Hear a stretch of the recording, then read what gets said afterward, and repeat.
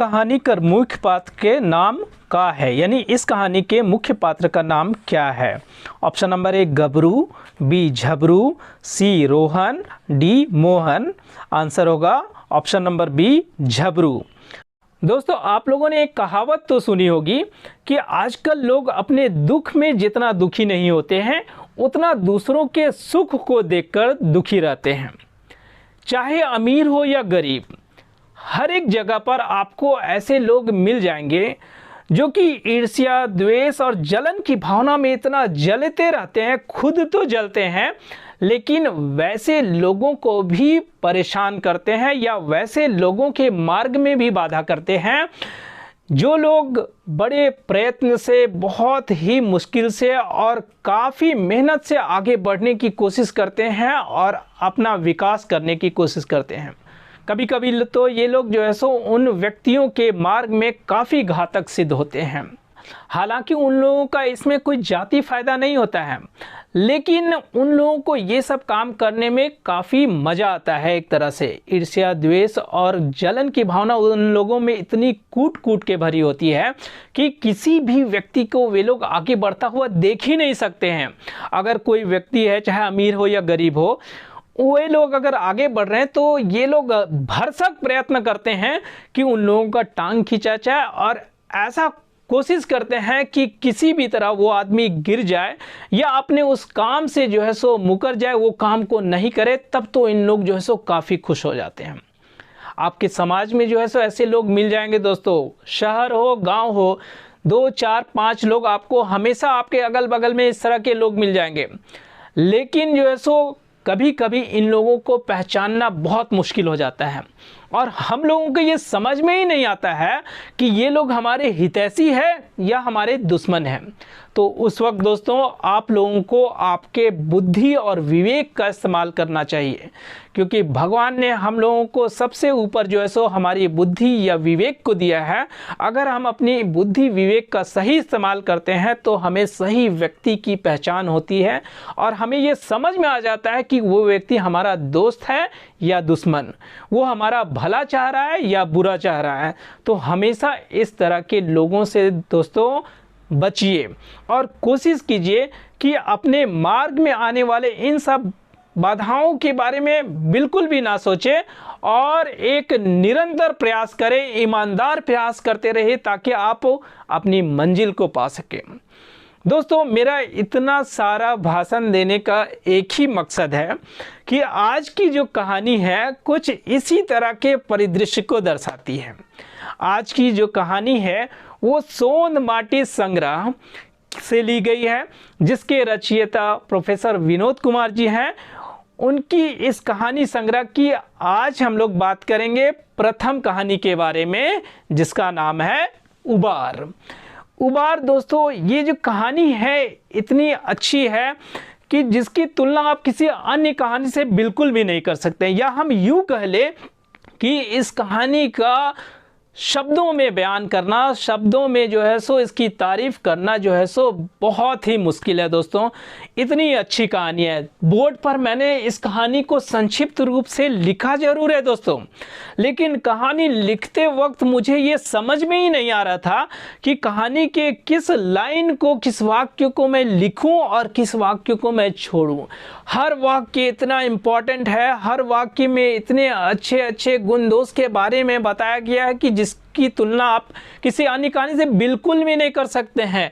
तो ये कहानी इतनी सुंदर है और मैं प्रोफेसर विनोद कुमार जी का आभार व्यक्त करता हूँ कि इतनी अच्छी कहानी जो है सो हम लोगों को पढ़ने के लिए दी, समझने के लिए दी, जिसकी तुलना या हम लोग कह ले अतुलनीय है ये कहानी दोस्तों। तो इस कहानी में दोस्तों इसी तरह की कुछ भाव भंगिमाएँ जो है सो दृश्य की चर्चा है। आज हम लोग इस कहानी को बढ़िया से समझेंगे दोस्तों। जोहार दोस्तों, मैं जफर इकबाल आप सभी लोगों का स्वागत करता हूं आपके अपने YouTube channel Ayesha career cafe में। दोस्तों, छायार कहानी संग्रह की जितनी भी कहानियां थी, यानी 1 से लेकर 10 तक, मैंने अपने YouTube चैनल पर अपलोड कर दिया। लेकिन आपको भी पता है कि कोटा के सिलेबस में बदलाव हुआ है। तो आपको जो है सो जब खोटा सिलेबस में जो कहानियाँ दी गई हैं उन सभी कहानियों में से जो कहानियाँ हम लोगों के एग्ज़ाम में आने वाली है, आप मेरे YouTube चैनल पर विजिट करके प्लेलिस्ट में जाके उन कहानियों को आप देख सकते हैं और बढ़िया से समझ सकते हैं। उसके अलावा आप लोग जानते हैं कि मैंने कहानी के साथ साथ उन कहानी से संबंधित जितने भी वस्तुनिष्ठ ऑब्जेक्टिव क्वेश्चन MCQ कह ले उन सबको करवाया है, क्योंकि एट लास्ट तो आपको परीक्षा के दृष्टिकोण से वही काम देने वाले हैं, इसलिए आप उसको बढ़िया से समझिए दोस्तों। और एक चीज़ तो आप जानते ही हैं कि कहानी को जब तक आप बढ़िया से नहीं समझेंगे वस्तुनिष्ठ प्रश्न जो है सो बनाना आसान नहीं होता है दोस्तों। तो चलिए आज हम लोग बात करते हैं दोस्तों। आज तो हम लोग छायार कहानी संग्रह की नहीं बात करेंगे, सारी उसकी हो गई। आज से हम लोग स्टार्ट करते हैं सोन माटी कहानी संग्रह की कहानियों के ऊपर में पूरी चर्चा करेंगे। सारी कहानियां जो हमारे पाठ्यक्रम में हमारे सिलेबस में दी गई हैं उन सब के बारे में जो है सो हम लोग बारी बारी से उसको देखेंगे, उससे संबंधित वस्तुनिष्ठ प्रश्नों को भी देखेंगे। तो चलिए हम लोग शुरुआत करते हैं दोस्तों। कहानी का सार पहले 1-2 मिनट में आप समझ लीजिए दोस्तों कि आखिर कहानी क्या कह रही है, फिर उसके बाद बोर्ड पर लिखे पूरी कहानियों को मैं जो है सो किनारे से समझा देता हूं दोस्तों। तो कहानी कुछ इस तरह है दोस्तों। कहानी के परिदृश्य में हम लोग देखते हैं कि कहानी के मुख्य पात्र में एक गरीब किसान होता है। गरीब किसान, वैसे तो हम लोग जानते हैं कि गांव में लगभग किसान गरीब ही होते हैं, लेकिन इस कहानी में गरीब के साथ साथ जो है सो एक और वर्ड यूज़ किया गया है जिसका नाम है टुटपुंजिया किसान। टुटपुंजिया किसान हम लोग किसको कहेंगे कि वैसे किसान या वैसा किसान जिसके पास किसानी करने के लिए, खेती बाड़ी करने के लिए पूरी साज सामग्री उपलब्ध नहीं होती है या जैसे तैसे होती है। मसलन कि हम लोग ये बात करेंगे कि अगर उसके पास हार है, जुआट है या फिर उसके जो जानवर है तो वो सब अच्छे तरीके या अच्छी तकनीक के नहीं है, जैसे तैसे है वो काम कर रहा है। या फिर उसके पास जो ज़मीन है दूसरे लोगों की अपेक्षा उसके पास जो ज़मीन है वो कम है, बहुत कम होती है, यानी जैसे तैसे वो किसानी करके, खेती करके अपने और अपने परिवार का भरण पोषण करते रहता है। इस तरह के किसान को हम लोग बोलेंगे टुटपुंजिया किसान। तो यहाँ पर इस कहानी में एक किसान है टुटपुंजिया किसान जिसका नाम है झबरू। झबरू के परिवार में कुल 5 लोग हैं, जिसमें झबरू, उसकी पत्नी, उसका बड़ा बेटा जिसका नाम बिहारी है और उसकी 2 बेटियां होती हैं। इसके अलावा जो है सो अगर झबरू की पारिवारिक स्थिति पर नज़र डाले तो झबरू एक गरीब है। उसके अलावा उसके घर के पीछे में 2 कट्ठा की ज़मीन है जहाँ पर वो दिन रात मेहनत करता है और अपनी रोजी रोटी या गुजर बसर करता है। उसका बेटा बिहारी जो है सो वो पढ़ने में अच्छा होता है, लेकिन मैट्रिक के बाद कॉलेज में जो है सो उसे नहीं लिखा पाता है। गरीब इतने होते हैं कि कैसे लिखा पाए, पैसा उतना नहीं होता है उसके बाद, लेकिन वो हिम्मत नहीं आता। वो चाहता है कि इसको जो है सो किसी तरह से पढ़ाने की कोशिश करें। गांव के कुछ लोग जो होते हैं, जहां पर जिसकी चर्चा मैंने शुरुआत में की, गांव के कुछ ऐसे लोग जिसका एक वर्ड यूज़ किया गया इस कहानी में दोस्तों, घुरपेच लोग। घुरपेच लोग का मतलब हो गया कि ये लोग जो है सो हमेशा गांव में कुछ ना कुछ उलट पुलट करते रहते हैं। गांव में इतनी पॉलिटिक्स करते हैं कि गांव का माहौल जो है सो प्रदूषित कर देते हैं ऐसे लोग। इनका काम कुछ नहीं रहेगा दोस्तों, काम रहेगा कहीं बैठकी में एक जगह चौक चौराहा पर बैठ के और इसका बुराई उसका बुराई यही सब करना, ये लोग काम होते हैं। कोई अगर आगे बढ़ने की कोशिश कर रहा है तो उसका टांग खींचना और उसे जो है सो ऐसे ऐसे सलाह देंगे, यानी उनका मार्ग को बदलने का भरसक प्रयत्न करते हैं। हालांकि इसमें उनका निजी को फ़ायदा नहीं होता, लेकिन बहुत मज़ा आता है ऐसे ऐसे लोगों को। हर जगह आपको मिल जाएंगे और आप लोग भी, हमको लगता है कि आप लोग भी जानते होंगे कुछ ऐसे लोगों को जो हमेशा इस तरह के काम करते हैं। तो यहाँ भी कुछ ऐसे लोग हैं जो कि झबरू को जो है सो ये प्रयत्न करते हैं कि किसी तरह से उसका बेटा नहीं पढ़े और जो है सो वो आगे विकास नहीं कर पाए, और उसे जो है सो कुछ ऐसे चीज़ों में फंसा देते हैं जिससे जो है सो झबरू की ज़िंदगी जो है सो एकदम तबाह हो जाती है, बर्बाद हो जाती है और झबरू जो है सो काफ़ी परेशान हो जाता है। किस चीज़ में फंसाते हैं दोस्तों, पूरी कहानी को हम लोग समझते हैं। लेकिन दूसरी तरफ कुछ ऐसे लोग भी होते हैं जो आपकी हिम्मत को भी बढ़ाते हैं और उसी हिम्मत के बदौलत आप आगे भी बढ़ते हैं। तो चलिए दोस्तों कहानी को देखते हैं बढ़िया से और इस कहानी को अच्छी तरह से समझते हैं। कहानी की शुरुआत में लिखा हुआ है दोस्तों यहाँ पर, आदमी के लस्तंगा आदमियत से हेवे है, आदमी उदार हेवे तब देवता और नीच हेवे तब शैतान। यह आदमिक वृत्तियों है, यानी आदमी का जो है सो रिश्ता हमेशा आदमी के साथ होता है, किसी जानवर वगैरह से तो नहीं होता है। लेकिन आदमी जब तक उदार होता है, यानी उसके हृदय में जो है सो करुणा का भाव होता है, प्रेम का भाव होता है, तब तक वो देवता रूपी होता है। लेकिन जैसे ही आदमी में ये सब भावनाएं खत्म होती है तो वो बिल्कुल शैतान की तरह हो जाता है, एकदम राक्षस की तरह जो है सो वो जो है सो व्यक्ति हो जाता है। वही यहाँ पर लिखा हुआ, मकिन का शहर का गांव आज ईर्ष्या दोष कलह विचार तनी बेसी ले बाढ़ गेलक है। यहाँ पर बोलता है कि क्या शहर क्या गांव, आज के लोगों में ईर्ष्या द्वेष जलन की भावना इतनी बढ़ गई है कि जिसकी कोई सीमा ही नहीं है। आज कतनो साइंस पढ़लक बुद्ध ज्ञान मगर गाँव के रवैया में कोनो सुधार ना आए होलक।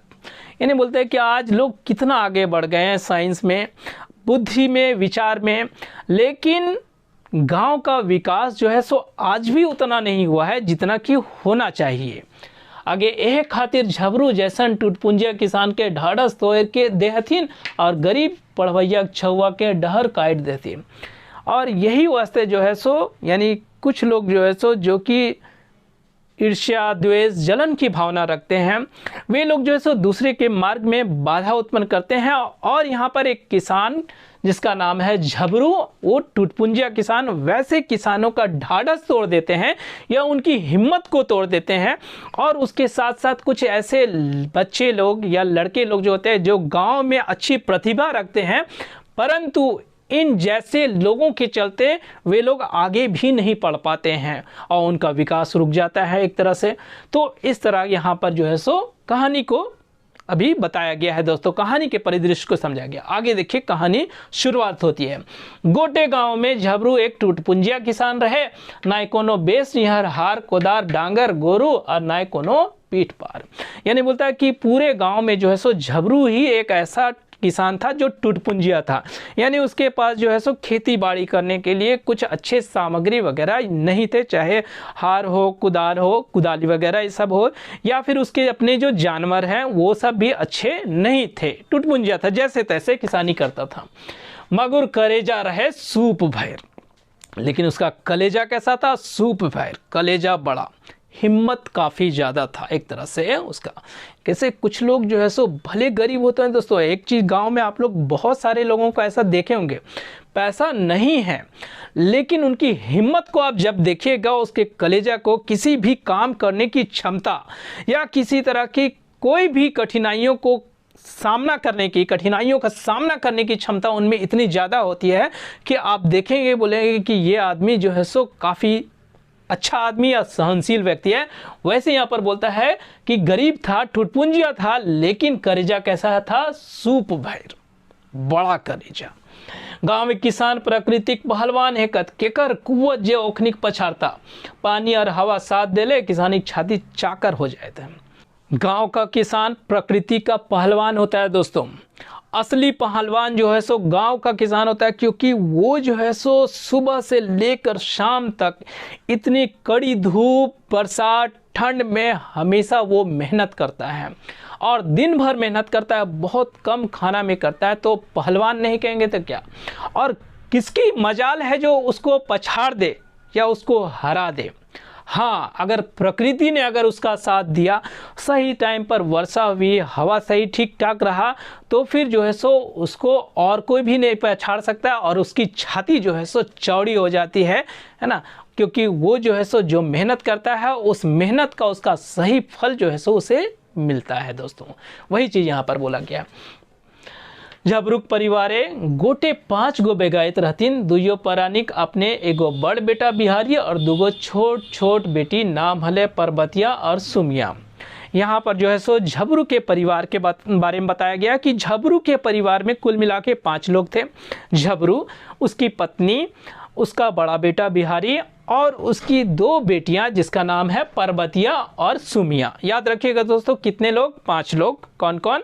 तो झबरू, उसकी पत्नी, उसका बड़ा बेटा बिहारी और उसकी 2 बेटियां जिसका नाम है पर्वतिया और सुमिया। वस्तुनिष्ठ प्रश्न में आ सकते हैं दोस्तों, इसलिए इसको ध्यान में रखना है।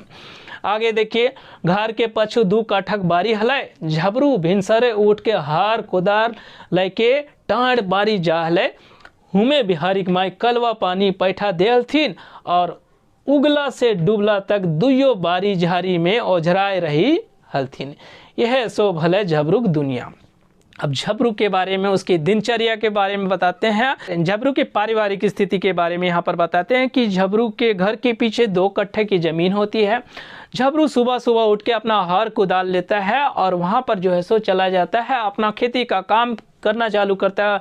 उसकी पत्नी भी जो है सो उसको वहीं पर जो है सो कलवा, खाना वगैरह सारा पहुंचा देती है और उगला से डूबला यानी सुबह से शाम तक दोनों प्राणी जो है सो खेत बाड़ी में लगे रहते हैं, काम में लगे रहते हैं और जो है सो यही उसकी दिनचर्या जो है सो हमेशा चलते रहती है और यही सब जो है सो झबरू की दुनिया होती है। उसके आगे देखिए, बिहारी अब 18 बरस के हो गए, कोनो तरह झबरू धन खेत बेच के ओकरा मैट्रिक पास करेल के हैं। अब यहाँ पर देखिए बताते हैं उसके बड़े बेटे के, क्योंकि यहाँ दोस्तों झबरू के बारे में जितना हम लोग पढ़ेंगे उसका बेटा जो है जिसका नाम बिहारी होता है उस पर भी हम लोग उतना ही चर्चा करेंगे। कहानी के मुख्य पात्र के रूप में बिहारी भी है। तो बिहारी क्या है, वो जो है सो किसी तरह से जो है सो झबरू उसको मैट्रिक पास करवाता है धन खेत उत बेच के।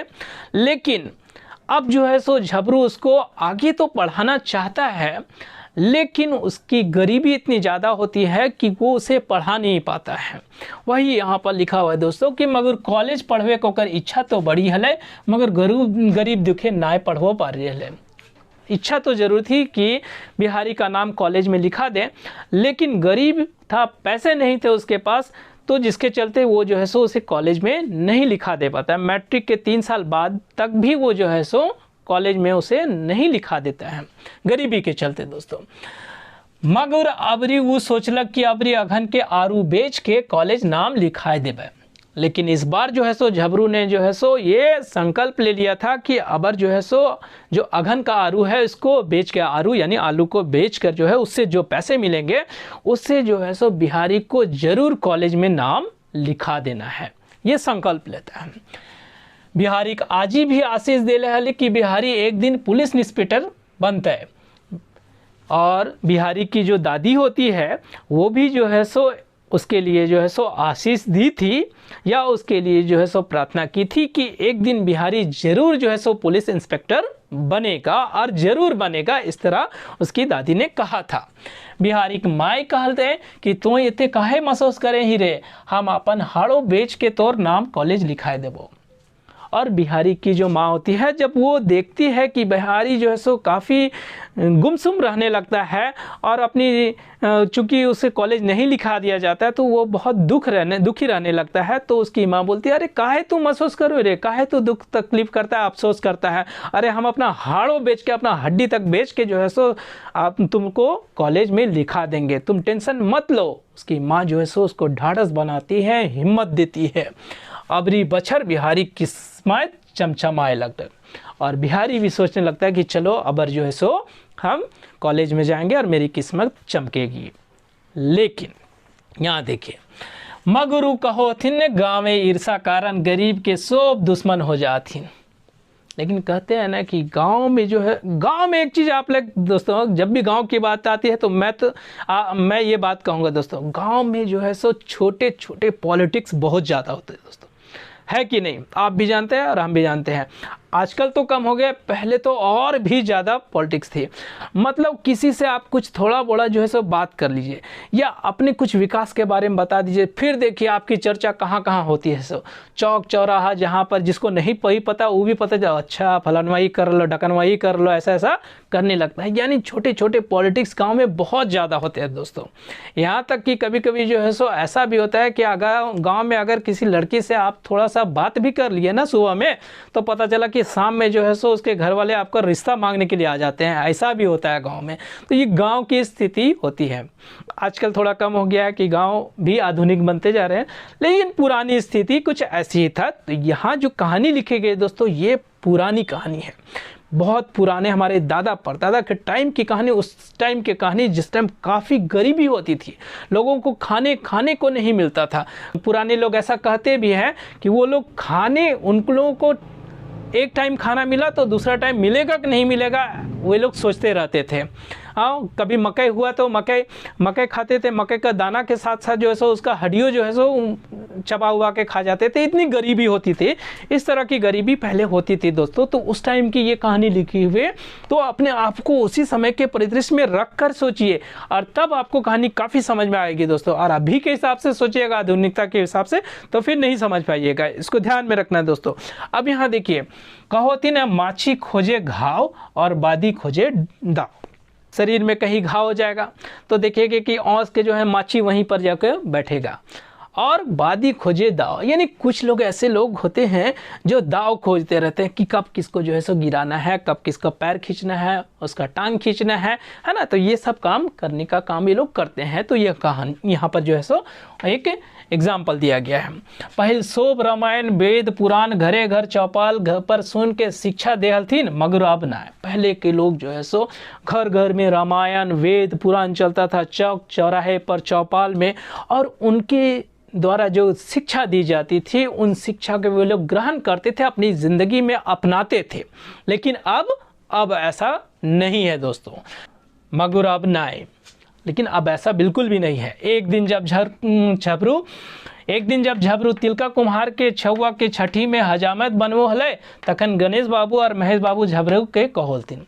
एक दिन जो है सो झबरू जो है सो तिलका कुम्हार के उसके बच्चे का जो है सो छठी हो रहा था, और छठी में वहाँ पर जो है सो हजामत बना रहा था, बाल दाढ़ी वगैरह सब बना रहा था। उसी समय जो है सो गांव के दो व्यक्ति की यहाँ चर्चा है। एक का नाम है गणेश बाबू और दूसरा का नाम है महेश बाबू। तो दोनों जो है सो झबरू के साथ बैठ के बातें करने लगते हैं। अब ये लोग क्या बातें करते हैं वो यहाँ पर देखिए। यहाँ पर अबरी आरुक उपजा झबरू किस्मत बदल दिलक। देखिए दोस्तों कैसे वो लोग बोलते हैं सो कि अबरी जो है सो आरू इतना उपजा है कि झबरू तो किस्मतें बदल जाएगा, ऐसा बोलते हैं। यानी चना का झाड़ पर चढ़ाने का काम, टांग खींचने का काम। यहाँ पर देखिए, झबरू आप झबरू ना है मकिन झबरू बाबू बन गेल है, और उसका संबोधन देखिए करते हैं कि अब झबरू ना हो गलो, अब झबरू बाबू बन गेलो है। किसी को चिढ़ाते ना, अरे अब तो तुम जो है सो जफर सर बन गया है ना, इस तरह से बोलता है ना। तो एक तरह से वो जो है सो आपकी तारीफ नहीं कर रहा है, बल्कि आपको चिढ़ाने का काम कर रहा है, और आपको ये देख रहा है कि आप क्या सोचते हैं उस बारे में। ठीक है, नॉर्मल आदमी तो चढ़ जाएगा भाई, वो सीधा सीधी जो है सो चनक झाड़ पर चढ़ के, उसको किसको अपनी तारीफ अच्छी नहीं लगती है तो वो चढ़ जाएगा। लेकिन झबरू गरीब जरूर था, लेकिन ऐसा नहीं कि उसका विवेक नहीं था, बुद्धि नहीं था। यहाँ देखिए दोस्तों, दुइयो ऐसा बतियाए लगलथिन जैसे झबरू बुझबे नहीं कर पारले, कहले कि हमरा अनारी समझो हथिन और चुटकी ले रहथिन। यानी वे लोग ये समझ रहे थे कि झबरू बुड़बक है। अरे झबरू जो है बुड़बक नहीं था, भले वो गरीब था लेकिन इतना भी बुड़बक नहीं था कि वो समझ नहीं पाए कि ये लोग जो है सो चुटकी ले रहा है। अरे एकदम अनाड़ी उसको समझ लिया था, बिल्कुल भी ऐसा नहीं था दोस्तों। फिर उसो कहथिन कि तू कोनो तरह धनखेत बेची के बिहारी के मैट्रिक पास करेली, मगर आगू साइंस आरो सकत हो जाए। अब देखिए दोस्तों, वे लोग अपने बात का यू टर्न कैसे लेते हैं, कैसे बात जो है, पहले तो उन लोगों ने उसकी तारीफ की, उसको टांग खींचने का काम किया, या फिर जो है सो चना के झाड़ पर चढ़ाने का काम किया। लेकिन अब जो है सो असली मुद्दे पर वो लोग आते हैं, उनकी जो दिली इच्छा होती है वो बात करते हैं। कि वो लोग बोलते हैं कि अरे तुम तो किसी तरह से अपना धान का खेत बेच के बिहारी को जो है मैट्रिक पास कराया, लेकिन अब क्या हम जानते हैं कि तुम्हारा बेटा जो है सो काफ़ी होनहार है, साइंस में जो है सो उसकी दिलचस्पी है और वो आगे कॉलेज भी पढ़ना चाहता है, लेकिन तुमको क्या मालूम है कि आगे जाके साइंस ऐसे ही रहता है, साइंस आगे जाके और भी कठिन हो जाता है। वही यहाँ पर बोलता है कि साइंस आगे और सख्त हो जाए और आजकल डॉक्टर इंजीनियर बड़ी मुश्किल से बनो होती, नौकरियों जल्दी ना लगो। और आजकल जो है डॉक्टर इंजीनियर ऐसे ही बन जाता है, कितने पैसे लगते हैं तुमको मालूम है। और नौकरी चाकरी का तो छोड़िए दो, इतना आसानी से नौकरी चाकरी मिलता है, उसको जो है सो बोलने लगते हैं। फिर आगे देखिए क्या आता है, काहे गोईठा में घी सुखवो ही आर, ऐसने रहता है तो एक दिन तू भिखमंगा बन जाएगी और तोर घर के खपरा तक बिक जाता हूँ। और वो बोलता है कि एक यहाँ पर जो है सो कहावत के रूप में बोलता है कि काहे जो है सो गोईठा में घी सुखा रहे हो, यानी काहे बेकार का काम कर रहे हो, फालतू का काम, ये सब पढ़ाने लिखाने वाला जो बिहारी काम कर रहे सब काहे कर रहे हो। और जो है सो अगर ऐसे ही करते रहोगे ना बाबू, तो एक दिन जो है सो तुम्हारा घर का सब खपड़ा बिक जाएगा और तू भिखमंगा बन जाएगा। ये सब जो है सो वे लोग गणेश बाबू और महेश बाबू किसको बोल रहे हैं, जबरू को। जबरू सुन रहा है इन लोगों की बात को। उसके बाद क्या होता है देखिए यहाँ पर, से लेखे बिहारी कोनो दौरी दुकान लगाए दी जबरू, है ना। अब यहाँ पर बोलता है कि इसलिए जो है सो पढ़ाने लिखाने की ज़रूरत नहीं है बिहारी को, कोई दुकान में जो है सो लगा दो, 2 पैसा आएगा, तुम्हारी भी मदद हो जाएगी और अच्छा से तुम लोग का ज़िंदगी चलेगा। झबरू ये सब जो है सो बड़े पेशेंस के साथ सुनता है, क्योंकि वो दाढ़ी हजामत बनाते रहता है, ख़त्म नहीं होता। अब जैसे उसका दाढ़ी हजामत वगैरह सब बनना ख़त्म हो जाता है, वो कुछ नहीं करता है, कड़वा तेल जो है सो अपना सिर में थापता है और उसके बाद अपना रास्ता पकड़ लेता है, क्योंकि जानता है कि ये लोग क्या बोल रहे हैं, हमको क्या करना चाह रहे हैं, है ना। तो इस तरह से यहाँ पर देखिए, झबरू के हजामत बनल गे हो गेल हले से उठल मुड़ में कड़वा तेल थापल और चली गेल अपन डहर। उठता है, अपना कड़वा तेल सरसों का तेल सिर में लगाता है और उसके बाद वहाँ से अपना रास्ता पकड़ लेता है। वो कहते हैं ना कि सुनो सबकी लेकिन करो मन की, ऐसा ही कुछ दृष्टिकोण झबरू का भी था। सुन लिया पेशेंस से कि क्या कहना चाह रहा है, लेकिन उसको पता था कि ये लोग क्या कहना चाह रहे हैं, वो उन लोगों की बातों पर उतना ध्यान नहीं देता। उसके बाद देखिए यहाँ पर, साइंस बेरा ओगरी करल जब बोर गाछेक तर खैटला बिछेला तब हुआ बुधना होकर हौसला बढ़ेला। अब जानते हैं कि किसान लोग जब खेती करते हैं, उनकी जब फसल होती है तो शाम के समय में या रात के समय में वे लोग जो है सो उसकी रखवाली करने के लिए रखवाली भी करते हैं, जिसको हम लोग बोलते हैं ओगरी करना। तो वे लोग ओगरी करने के लिए जो है सो झबरू बोर गाछ बरगाछ के नीचे जो है सो अपना खटला बिछाता है। और जब खटला बिछाता है तो उसी समय एक व्यक्ति और आता है जिसका नाम होता है बुधना। बुधना आता है, चिनोटी निकालता है, खैनी उनी खा के दोनों जो है सो बात करने लगते हैं।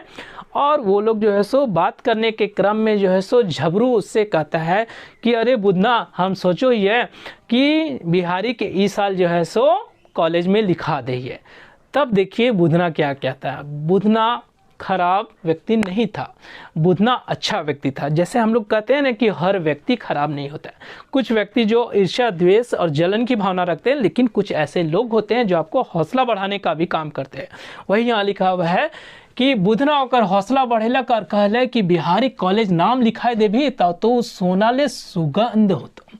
तब जो है बुधना झबरू को कहता है कि अगर बिहारी का तुम कॉलेज में नाम लिखा देंगे तो ये तो सोने पे सुहागा हो जाएगा, बहुत अच्छा रहेगा कि तुम उसको जो है सो लिखा दोगे। बिहारी तेज भी है, अच्छा से पढ़ेगा तो काफ़ी मेहनत करेगा तो आगे भी जाएगा। और वो उसको बोलता है, यहाँ पर देखिए क्या बोलता है कि काहे ओकर संगी सोब संगी साथी दिनेश प्रेम बिरजू कॉलेज जाथिन और आज जे बुनबे से कैल कटबे। और जो है सो वो बुधना झबरू को बिहारी के कुछ दोस्तों के नाम गिनाता है कि आखिर वे लोग दोस्त जो है, कुछ दोस्त देखिए यहाँ पर नाम लिखा हुआ है उसके दिनेश प्रेम बिरजू। दिनेश प्रेम बिरजू जो है सो वे लोग भी गांव के बिहारी के दोस्त होते हैं, वे लोग भी तो कॉलेज जा रहे हैं, केवल बिहारी नहीं जा रहा है, इसलिए बिहारी का नाम लिखा दो। और एक अच्छी बात बुधना झबरू को ये भी बताता है कहावत के रूप में कि आज जो तुम बुनोगे वही कल जाके काटोगे, इसलिए जो है सो उसका नाम लिखा दो कॉलेज में। फिर उसके बाद बोलता है बुधना के बात सुनी के झबरू बड़ी हौसला मिले।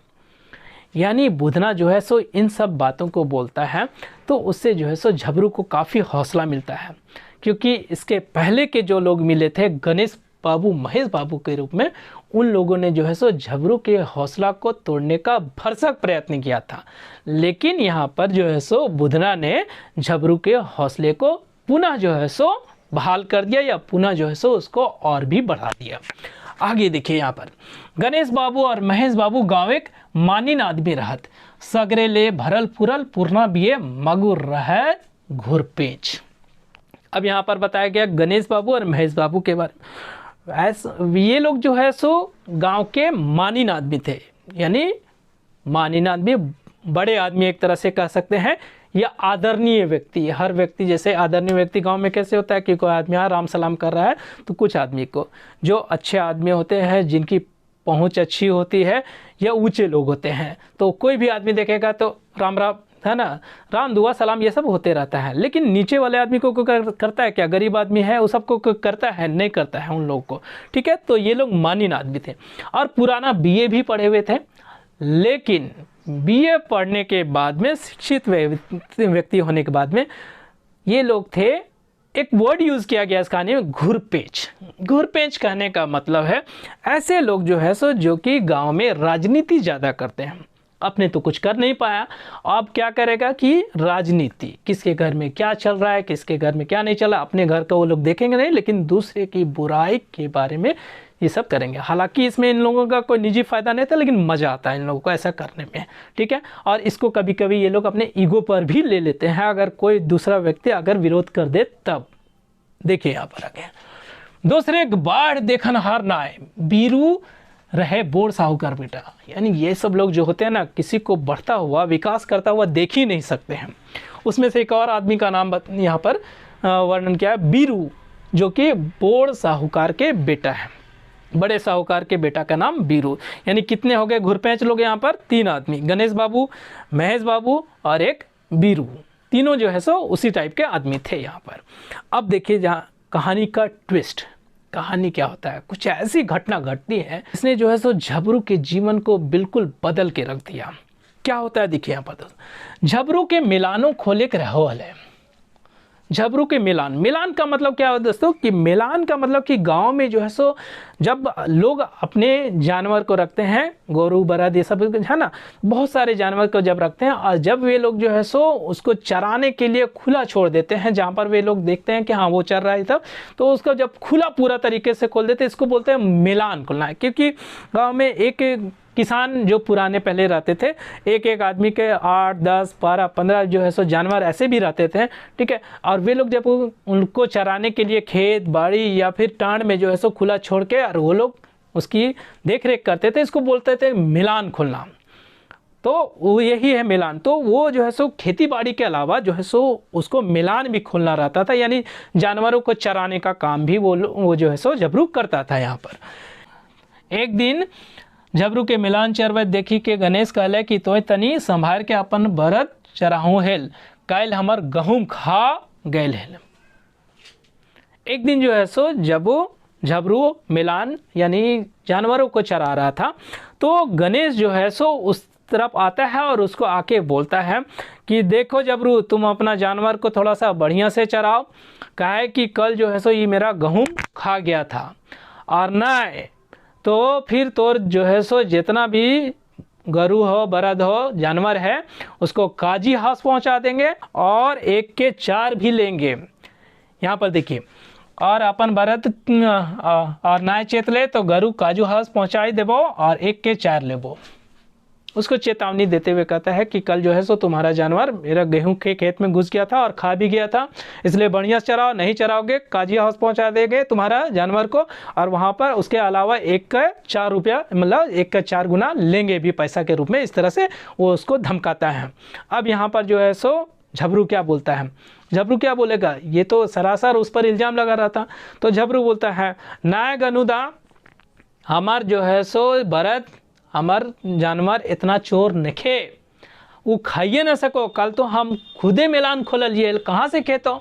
इस तरह से झबरू कहला कि नाय गनुदा, हमार गोरू इतना चोर नखे, से ले तनी बूझ समझ के बात कर। अब यहाँ पर झबरू बोलता है कि नहीं गनुदा, मेरे जानवर इतने चोर थोड़ो हैं, इसलिए तनी बूझ समझ के बात करा। अब ये वर्ड समझिए, बूझ समझ के बात करा, थोड़ा सा ऐसा नहीं लग रहा है कि गनुदा यानी गणेश जो है, जो कि गांव का एक मानिंद आदमी था, और झबरू जो है सो एक टूटपुंजिया किसान यानी गरीब आदमी था। अब टूटपुंजिया आदमी अगर एक बड़े आदमी को ये बोलते तनी बूझ समझ के बात करा, तब वो क्या समझेगा? तो वो तो अपने ईगो पर ले लेगा ना। तब वो जो है सो जब ये सुनता है कि हमको झबरू ऐसा बोला, वो तो भौचक रह जाता है।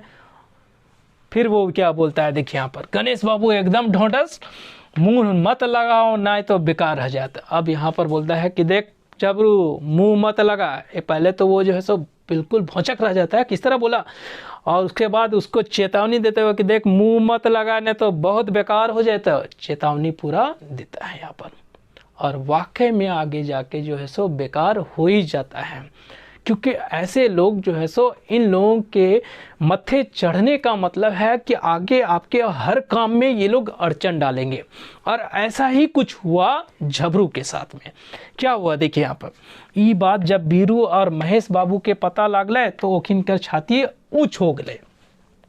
अब उन लोगों को पता चलता है, किसको? महेश और बीरू जो कि गणेश के साथी थे, कि अरे ऐसा ऐसा घटना घटा, झबरू जो है सो गणेश को ऐसा बोल दिया। अब तो उन लोग का छाती और चौड़ा हो गया। अब वे लोग क्या करते हैं, देखिए यहाँ पर, रात में गुहाल से झबरू के गरू खोल के गणेश के खेत ढुकाई चराई दलथिन। रात में जो है सो वे लोग आते हैं, कौन कौन? महेश और बीरू। और रात में जो है सो झबरू के गुहाल से सारे जानवरों को खोल के और उसे जो है सो छोड़ देते हैं गणेश बाबू के खेत में गेहूं चरने के लिए।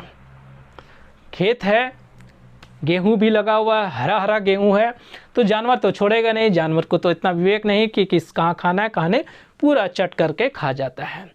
इसे कहते हैं आग में घी डालना। कि पहले से जो वे लोग जान रहे थे कि गणेश बाबू और झबरू के बीच में तू मैं हो चुका है, तो इसका फ़ायदा उन लोगों ने उसे उठाया यहाँ पर, और पूरा जो है सो जानवर उसके खेत को चट कर जाता है। सुबह जो है सो जब गणेश अपने खेत जाता है और वहाँ जाकर देखता है, तो वो तो सिर पर हाथ रख लेता है। और सुबह उठने के बाद झबरू जब देखता है कि उसके गुहाल में जो है सो जानवर नहीं है, तब तो वो और हक्का बक्का रह जाता है और डेगे डेगे ऐसा चलता है अपने जानवरों को खोजने के लिए, जैसे कि कोई विधवा औरत थाना जाती है फरियाद करने के लिए। अब देखिए क्या होता है यहाँ पर।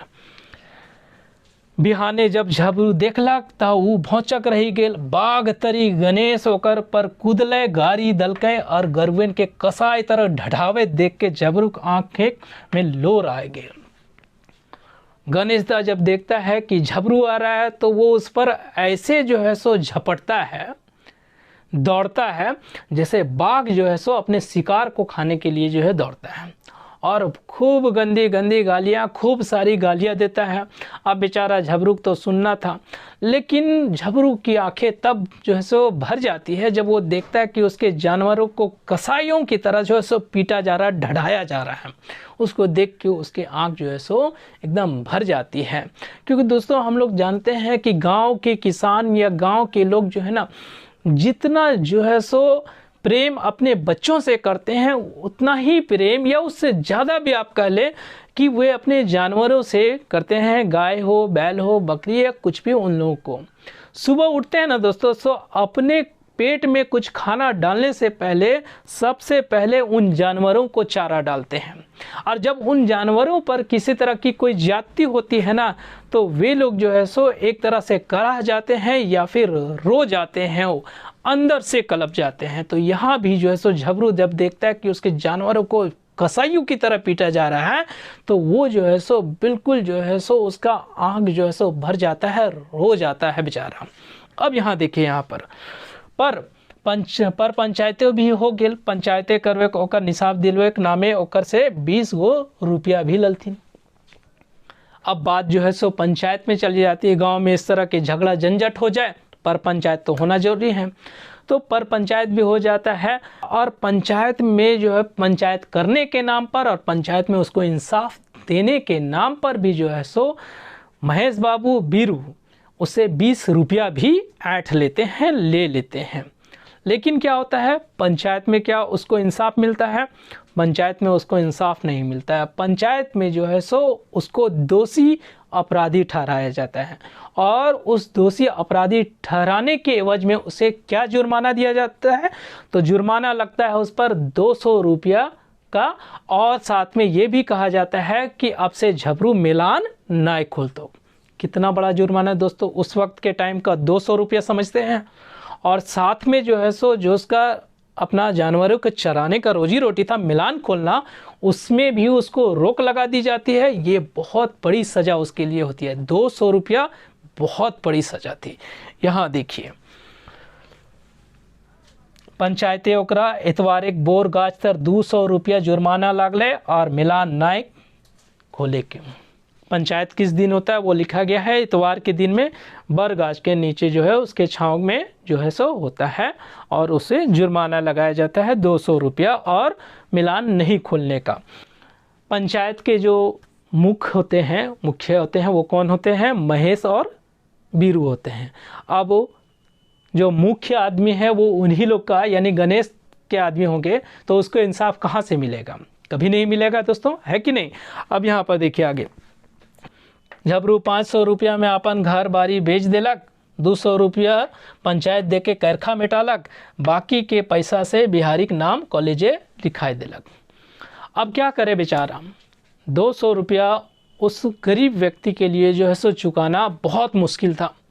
वो अंत में क्या करता है कि 500 रुपया में किसी गहकी को लगाकर अपना घर बारी दोनों बेच देता है, और उस 500 रुपया में 200 रुपया जो है पंचायत को देके अपना कलंक मिटाता है, अपना अपराधी होने का जो कलंक उस पर लगा था उसको मिटाता है, और बाकी के 300 रुपये में वो जो है सो अपना जीवन व्यापन करता है। साथ में जो है सो बिहारी को कॉलेज में नाम भी लिखवा देता है। बिहारी कॉलेज करने लगता है और आईए में प्रथम भी आता है, और साथ साथ जो है सो उसे गुरु का आशीष भी प्राप्त होता है, यानी अच्छा वो पढ़ने लगता है। लेकिन कहते हैं ना दोस्तों कि विपत्ति कभी भी अकेले नहीं आती है। विपत्ति जब भी आती है साथ में और अन्य विपत्तियों को भी लेके आती है। यही यहाँ पर हुआ कि कॉलेज के 3 साल के बाद ही जो है सो झबरू, जो कि एक टूटपुंजिया किसान था, उस बेचारे की मृत्यु हो जाती है। अब जब मृत्यु हो जाती है तो फिर से संकट उसके घर में आन पड़ता है। अब जो है सो कैसे जो है सो बिहारी की माँ उसको पढ़ाएगी? तो बिहारी की माँ जो है सो अपने हौसली जो है सो, जो कि पुराने ज़माने के लोगों का पारंपरिक गहना होता है, उस हौसली को जो है सो बेच के जो है सो अपने बच्चे को, अपने बेटे बिहारी को जो है वो उसको बीए करवाती है। और बीए करवाने के बाद बीए अच्छा तरह से बिहारी कर लेता है। उसके 3 महीना के बाद जो है सो पुलिस इंस्पेक्टर का एग्ज़ाम भी होता है, और उस एग्ज़ाम में बिहारी पास होके पुलिस इंस्पेक्टर बन भी जाता है।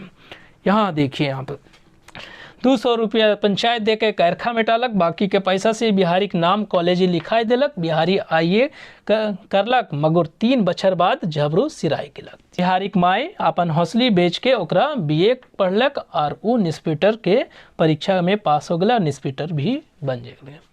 यानी झबरू के मरने के बाद उसकी माँ ने जो है सो अपने गहने बेचकर जो है सो उसकी पढ़ाई की, और बिहारी भी जो है सो उनके इन कुर्बानियों पर, इस त्याग पर पूरा खरा उतरा, और उसने भी जो है सो अपने माँ बाप के सपने को पूरा करके इंस्पेक्टर का पद जो है सो लिया, और उस उनके सपने को भी, या उनकी दादी के सपने को भी पूरा किया। लेकिन एक बात का उसे मलाल रह गया कि आज भले वो इंस्पेक्टर के पद पर या इंस्पेक्टर के रूप में चयनित हुआ है, लेकिन आज उसे देखने के लिए उसका बाप, उसका पिताजी झबरू जो है, जो कि उसके लिए इतना त्याग किया, वो जिंदा नहीं था। इस बात का मलाल जो है सो बिहारी को बहुत रहता है, और वो कहता है कि तोर भोरलोहो जो है सो अब उबार हो गेलो, यानी जितना तुमने त्याग किया सारा जो है सो उबार हो गया, भर गया, पूरा हो गया। तो दोस्तों ये कहानी इतनी अच्छी है, मैंने शुरू में ही कहा दोस्तों कि इस कहानी को कुछ ही शब्दों में या फिर कुछ चंद शब्दों में इसे बयान नहीं किया जा सकता है, इतनी अच्छी कहानी है दोस्तों। तो उम्मीद है दोस्तों कि ये कहानी आप लोगों को अच्छी तरह से समझ में आ गई होगी, और अगर समझ में आ गई होगी तो चलिए बात करते हैं इस कहानी से संबंधित जितने भी वस्तुनिष्ठ प्रश्न ऑब्जेक्टिव क्वेश्चन है इन सब के बारे में।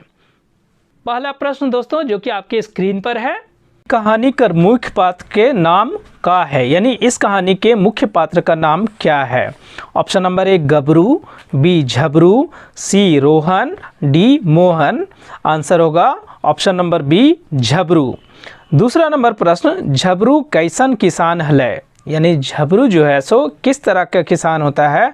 ऑप्शन नंबर 1 गरीब किसान, बी अमीर किसान, सी टूटपुंजिया किसान और डी जे सोब रहो हथिन वैसन किसान।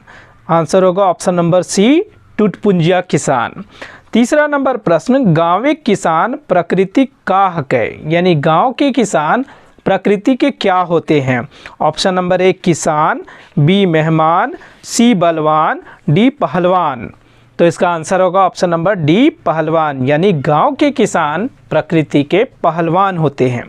चौथा नंबर प्रश्न, पानी और हवा साथ देवे पर किसान के का चाकर हो जा है, यानी अगर पानी और हवा किसान को साथ देते हैं तो किसान का क्या जो है सो चौड़ा हो जाता है, चाकर हो जाता है। ऑप्शन नंबर 1 छाती, बी हिम्मत, सी करेजा, डी पीठ।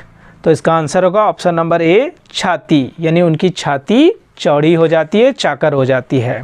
पांचवा नंबर प्रश्न देखिए, झबरू कर बेटा का नाम का हलै, यानी झबरू के बेटा का नाम क्या था। ऑप्शन नंबर 1 मंगरा, बी बिहारी, सी बुधना, डी गोपाल। आंसर होगा ऑप्शन नंबर बी बिहारी। छठा नंबर प्रश्न, कौन आशीष दलकै हेल कि झबरू बेटा एक दिन पुलिस इंस्पेक्टर बनता है, यानी किसने जो है सो आशीष दी थी कि एक दिन जो है झबरू बेटा बिहारी पुलिस इंस्पेक्टर बनेगा। ऑप्शन नंबर 1 बिहारी का आजा, बी बिहारी का आजी, सी बिहारी का चाचा, डी बिहारी का चाची। तो इसका आंसर होगा ऑप्शन नंबर बी बिहारी का आजी। सातवां नंबर प्रश्न देखिए, झबरू परिवार कई गो बेकैद हलै, यानी झबरू के परिवार में कुल कितने लोग थे। ऑप्शन नंबर 1 3, बी 4, सी 5, डी 6। आंसर होगा ऑप्शन नंबर सी 5। आठवां नंबर प्रश्न देखिए, झबरू कई गो बेटी हलै, झबरू के कितने बेटी थे। ऑप्शन नंबर 1 एगो, बी दूगो, सी 3 गो और डी बेटी नाय हलै। तो आंसर होगा ऑप्शन नंबर बी दूगो। नौवां नंबर प्रश्न, झबरू बेटी का नाम का हलै, यानी उनकी बेटियों के नाम क्या थे। ऑप्शन नंबर 1 पर्वतिया सुमिया, बी कलिया फुलिया, सी मुनिया रनिया, डी फुलवा चुनिया। तो इसका आंसर होगा ऑप्शन नंबर 1 पर्वतिया सुमिया। 10वां नंबर प्रश्न देखिए, झबरू घारे पाछू बारी के रूप में कई कट्ठा जमीन हलै, यानी झबरू का जो है सो घर के पीछे जो बारी होता है वो ज़मीन कितना होता है। ऑप्शन नंबर ए 1, बी 2, सी 3 और डी 4। तो आंसर होगा ऑप्शन नंबर बी 2, यानी 2 कट्ठा की ज़मीन होती है बारी के रूप में। 11 नंबर प्रश्न देखिए, ई कहानी कर वाक्य के पूरा करा, कहानी से संबंधित इस वाक्य को पूरा कीजिए। माछी खोजे ब्लैंक और बादी खोजे ब्लैंक। ऑप्शन नंबर ए चाव पाव, बी खाओ दाव, सी घार चाल, डी घाव दाव। आंसर होगा ऑप्शन नंबर डी घाव दाव, यानी पूरा वाक्य हो जाएगा माछी खोजे घाव और बादी खोजे दाव। 12 नंबर प्रश्न देखिए, झबरू ककर छुआ के छठी में हजामत बनवे ले गेल हलै, झबरू जो है सो किसके बच्चे के छठी में जो है सो हजामत बनाने के लिए जाता है। ऑप्शन नंबर 1 गणेश बाबू के, बी महेश बाबू के, सी तिलका कुम्हार के और डी मगरा लोहार के।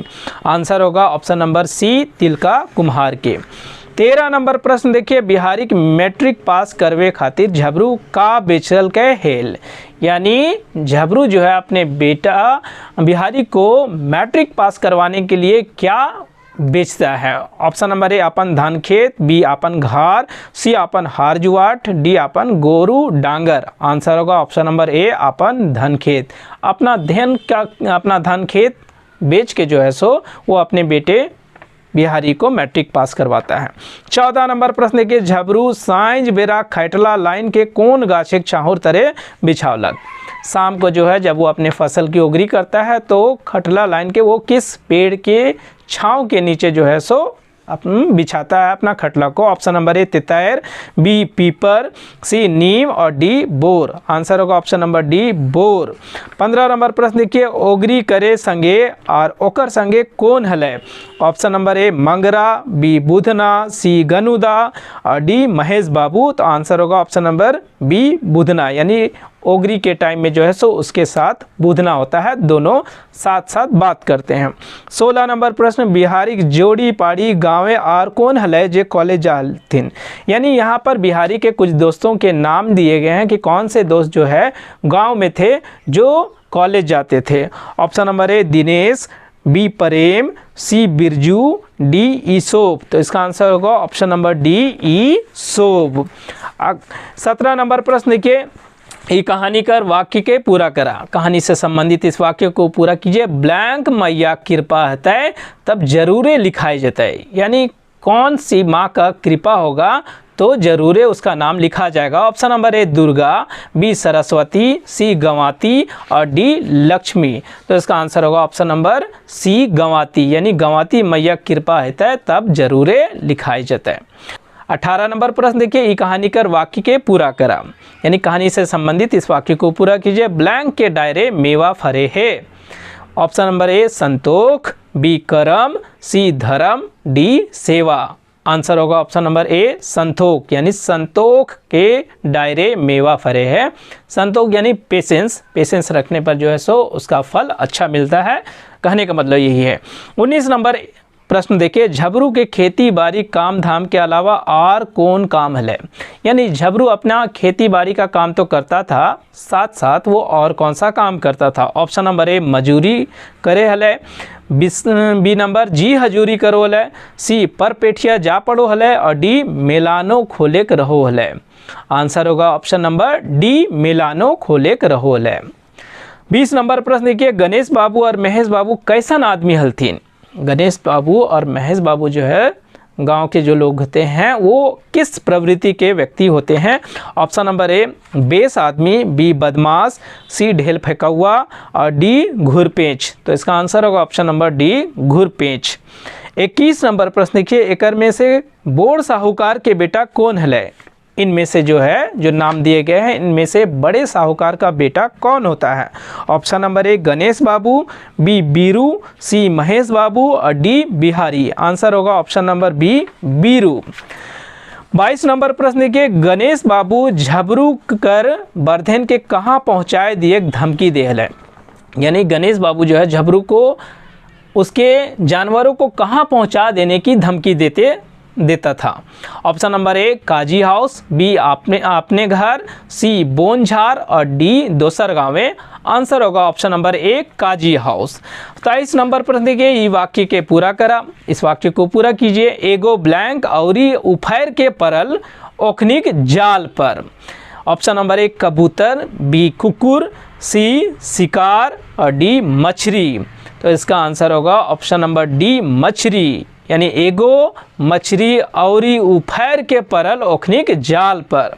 24 नंबर प्रश्न देखिए अधरतिये कौन झबरू गुहाल से डांगर खोल दल कहली? यानी आधी रात को जो है सो कौन झबरी के गुहाल से उसके जानवरों को खोल देता है? Option number A Biru, B Mahesh, C Duyo और डी कोई ना। आंसर होगा ऑप्शन नंबर सी दुयो, यानी बीरू और महेश जो है दोनों आधी रात में झबरू के गुहाल से उसके जानवरों को खोलकर गणेश बाबू के खेत में हाँक देता है।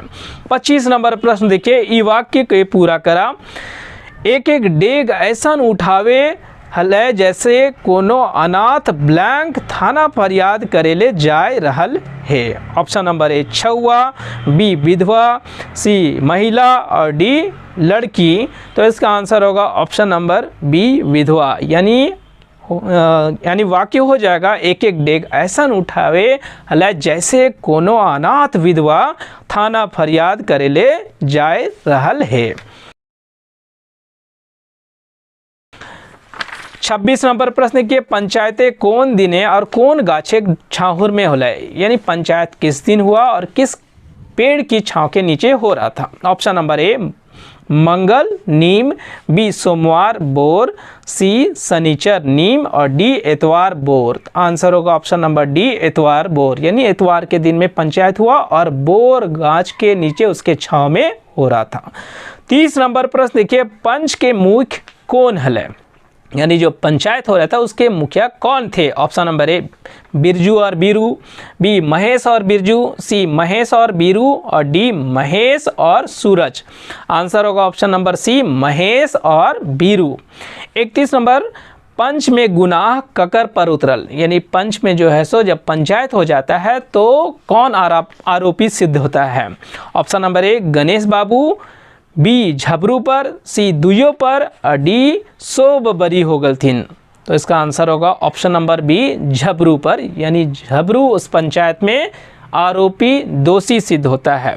32 नंबर प्रश्न देखिए झबरू पर कितना रुपया के जुर्माना लागले, कितने रुपया का जुर्माना झबरू पर लगाया जाता है उस पंचायत में।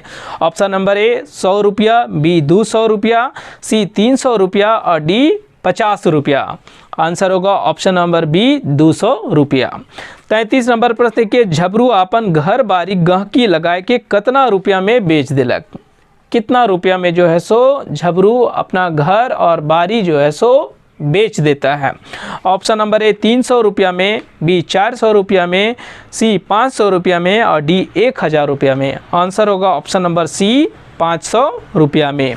34 नंबर प्रश्न देखिए बिहारी आईए परीक्षा में कौन डिवीजन पास होले, बिहारी जब आईए की परीक्षा देता है तो किस डिवीजन से वो किस श्रेणी से पास होता है। ऑप्शन नंबर ए प्रथम, बी द्वितीय, सी तृतीय और डी फेल हो गए। आंसर होगा ऑप्शन नंबर ए प्रथम। 35 नंबर प्रश्न देखिए कॉलेज करल के कितना बछर के बाद बिहारी के बाप झबरू सिराय गिला, यानी जब बिहारी कॉलेज कर रहा होता है उसके कितने वर्षों के बाद जो है सो उसके पिताजी झबरू जो है सो उनकी मृत्यु हो जाती है। ऑप्शन नंबर ए 2 बछर, बी 3 बछर, सी 4 बछर और डी 5 बछर। आंसर होगा ऑप्शन नंबर बी 3 बछर। 36 नंबर प्रश्न देखिए बिहारी की माई बिहारी के कौन चीज़ें बेची के बीए करा ले, यानी बिहारी की माँ जो है सो बिहारी को बीए कराने के लिए कौन से अपनी चीज़ को बेच देती है। ऑप्शन नंबर ए घर द्वार बेच के, बी जमीन बेच के, सी बचल खेत बेच के और डी हंसली बेच के। आंसर होगा ऑप्शन नंबर डी हंसली बेच के। 37 और अंतिम नंबर प्रश्न देखिए ई कहानी कर लिखवैया रहत, यानी इस कहानी के लेखककार का नाम बताइए। Option number A professor Vinod Kumar, B Chittaranjan Mahato, C A K. Jha और डी दिनेश दिनमणि। आंसर होगा option number A professor Vinod Kumar. तो दोस्तों इस कहानी से संबंधित इन सभी वस्तुनिष्ठ प्रश्नों को हम लोगों ने किया। उम्मीद है कि ये सारे प्रश्न आपके आगामी एग्जाम के लिए काफ़ी लाभदायक सिद्ध होंगे। दोस्तों अगर आपको वीडियो अच्छी लगी हो तो वीडियो को लाइक, शेयर और अपना कमेंट जरूर दें दोस्तों। और अगर चैनल पर आप नए हैं तो चैनल को सब्सक्राइब करना बिल्कुल भी ना भूलें और साथ ही साथ बेल आइकन को भी प्रेस कर दें ताकि आपको मेरे आने वाले सभी वीडियोस समय पर मिल सके। धन्यवाद दोस्तों।